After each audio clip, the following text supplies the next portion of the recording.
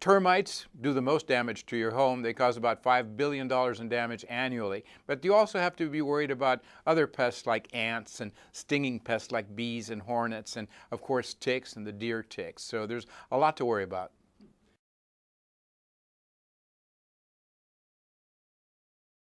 Well, with termites, for example, if you run around checking the trim on windows, let's say, and you just rap it with your knuckles and it sounds hollow, that usually indicates that the inside wood is being eaten. If you see a little pile of what looks to be sawdust on the floor, that's probably not sawdust, probably it's what they call frass, which is the excrement from the insects. And if you have that, then you've got the insects. And so these are all different signs that you should look for.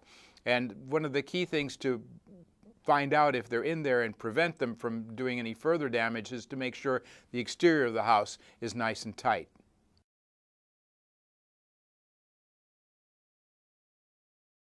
Inspect the foundation of the house to make sure there aren't cracks and gaps in the cement where insects can crawl in. Look at the space between the top of the foundation and the beginning of the sidewall. If there are cracks there, figure out how to fill them in. Also, even something as simple as a hole that's been drilled into the side of the house to allow a wire to come in can provide access to these insects.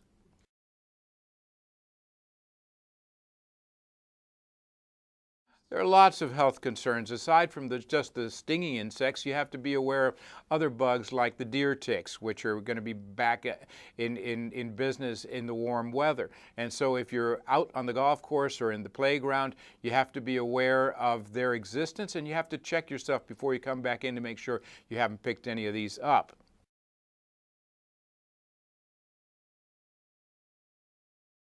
Well, you know, if you have any questions about pests in your home, you want to go to pestworld.org.